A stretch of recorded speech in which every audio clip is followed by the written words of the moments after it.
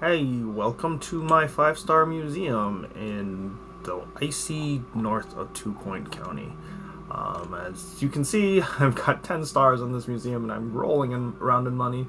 Although this is after the update, so who knows how long that's gonna last. Well, let's take a quick tour. So as you come into our entranceway, we are greeted by a couple of statues here. There's the Bigfoot and there is the Explorer statue. And we got a bunch of guest amenities here, a wonderful gift shop and cafeteria. And if you turn to the right, we have some ice cream, as well as the info desk and coffee, because who doesn't need coffee? We got some bathrooms, and as we go through this entrance over here, we are now in the fossil room, the dinosaur bones room, where you see lots of complete skeletons of dinosaurs, including the good old Nibblodon, the Tugowarasaurus, my favorite, the Boa Conductor, and of course the terrifying Tiarosaurus Rex. As we continue on here, we will exit that, and we see a tropical summer tank featuring some set sailfish, some barracudas, and some spectrum sturgeons as well. You'll note over here, staff only area, and this leads into what I call the staff dungeon of analysis rooms and where marketing teams belong. Alright, back out into the guest area here. First we got this tropical tank, and we'll continue on. You got a couple of fantasy exhibits in this wing. I built this museum when the fantasy teaser was just out, so not able to get everything, but this is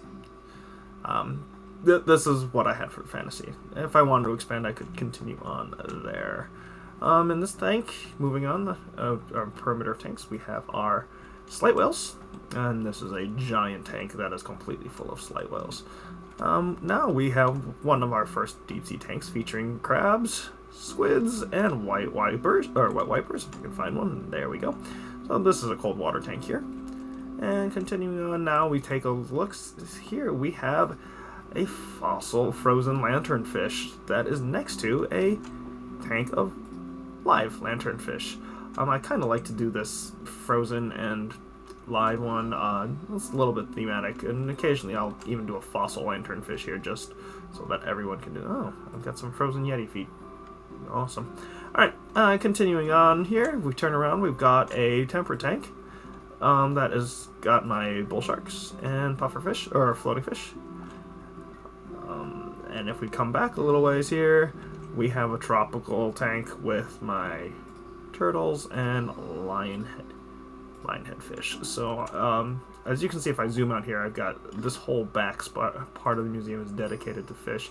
And in order to really pump the level of museums, whenever I run marketing campaigns, I will just feature fish, and it pumps all this up. Oh, as we continue our tour of fish, here we have some swim reapers. I love the way they look. They're really creepy with that.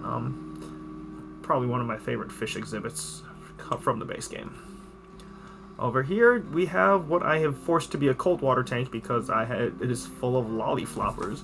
Ironically, from the summer event, these fish cool down their tanks, so I use them to keep these nigiri fish nice and cold, as well as the jellyfish and the beach owls. So this is a little trick I use in order to, instead of building the machine to keep this tank cold, I just use some lollifloppers to do it. Saves a little bit of time and maintenance there. And then over here, this is the temperate tank that is just the swarm of Finding Nemo. There are gob tons of clownfish and water dragons. Oh, that is a lot of clownfish. Water dragons, you can see as well. And the seahorses. So this is a temperate tank that I have here. And the last of the fish tanks here is yet another temperate tank that is just full of flying fish, goldfish, and these guys here, the painted port side fish, the side-eye fish as I like to call them. And so if we take a look here, that is all of the fish tanks in the back here. And the seahorse racer that kind of goes with them. Now, I've got plenty of space here if I wanted to expand. If I'm going to continue to work on this museum now that the Fantasy Finds is out, I definitely love getting the the swordfish in there, as well as the reverse mermaids, which are just kind of great. So that's kind of the project of where I'm going on with these. Now to transition back into dinosaurs, I've got these guys here, the Hydrosaurus and the Exterrogator, to remind us that this is full of fossils. And if we continue on, there is the fossil room here. So I've got all the fossils that I like. I don't like using the cheese ball one just because I don't really like its aesthetic, but I've got these guys here that I use, as well as this cave painting wall for my fossil room. Continuing on then, as we continue the laps, we have the plant room with the man eating plants. I really do love this chomper. It's my favorite plant exhibit, but this guy, the blooming buffoon, is arguably one of the more important exhibits that you can have, as it turns your guests into clowns, and those clowns actually entertain the other guests, so it's really useful. Then some other man-eating plants. We got the Little Chomper Juniors here, we got the Traps, and then just some other tropical plants, as well as the flagon fruit, because why not? So that's the plant room. Swinging around, last kind of gallery that I have in this museum is the ice room. And this has got all of those frozen exhibits that were key to this museum story. So you got the frozen fridge, Snowy Howl, and this guy, the ice crystal, that was kind of really neat to find. The monobrows, good old 2-Point Hospital reference there, hunting them.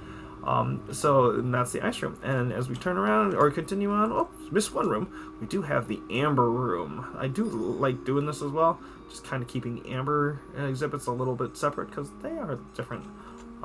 My favorite one of the amber exhibits is the Giga Gecko here. So if we zoom out, that is kind of the whole museum. It's got this big circle here with the fish in back and fossils in front, and plants off the side, and it is rolling around in money here at 13 stars, making, well, it was making more before the update, but we're holding steady at about 12,000 a month here, and with more kudosh than I know what to do with, and just under 400 guests, and plenty of room to still expand. So, that is my more than 5-star museum.